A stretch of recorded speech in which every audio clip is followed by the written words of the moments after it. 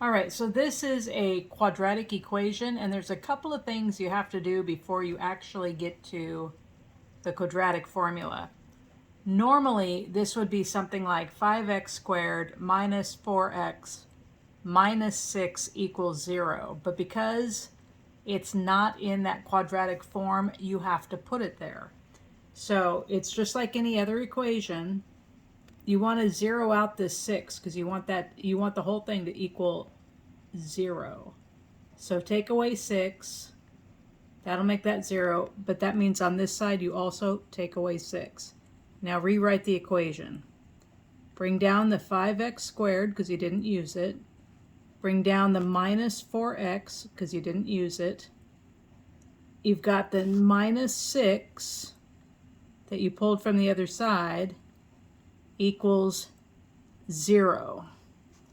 Now, the 5 is your A, the negative 4 is your B, and the negative 6 is your C. And we're going to come over here and look at this formula. It's negative B plus or minus the square root of B squared minus 4 times A times C over 2 times A. So we're just going to plug all of this into that. Our B is negative 4, so we've got negative B or negative 4. Do not forget the extra negative. Plus or minus the square root. B is again negative 4 squared minus 4, just part of the formula, times A, which is 5, times C, which is negative 6. And you can drag that line all the way across because right now that's all a square root. And it's over 2 times A, which is 2 times 5. So the hard part's done, right? You filled in the formula. Now we're going to start cleaning it up. Negative 4 means positive 4.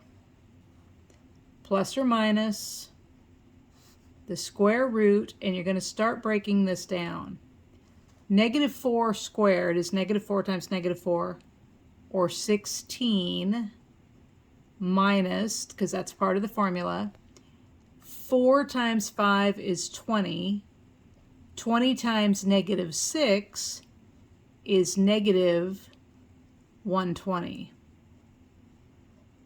All still under that square root, over 2 times 5, which is 10. Looks good so far. Now we're going to simplify it again. 4 plus or minus the square root of 16 minus negative 120. The double negatives turns into a positive. This is 16 plus 120, or the square root of 136 over 10. Now, this is where you need your calculator because this is not a whole square root. If you hit your green button, square root 136, you get 2 times the square root of 34. Looking at your answers, you know where you're going. And then it's 4 plus 2 times the square root of 34 over 10, and 4 minus 2 times the square root of 34 over 10. You always have 2 answers for a quadratic. That's what that plus minus is. And then just punch this into your calculator. Don't try to figure this out by hand. So on your calculator, hit your fraction button. Let me clear this.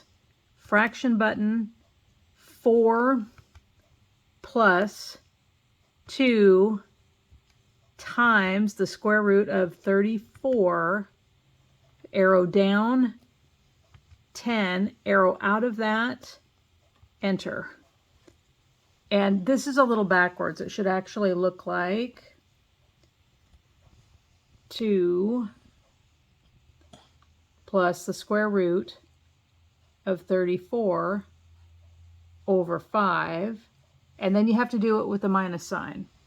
So you come back, 4 minus 2 times the square root of 34 over, oh, I forgot to do the, so you got to do the fraction button.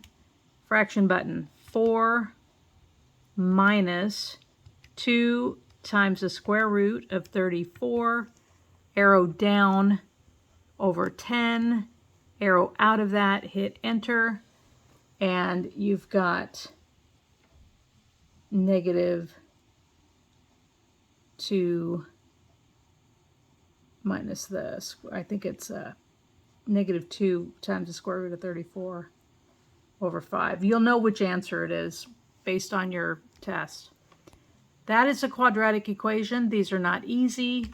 You do have to become familiar with this setup. Anytime you've got a number x squared plus or minus another number x plus or minus another number equals 0, or if they do this to you, it's an extra step. But this is what you're going for. And then your first number is A, the second number is B, third number is C. All right, good luck with those.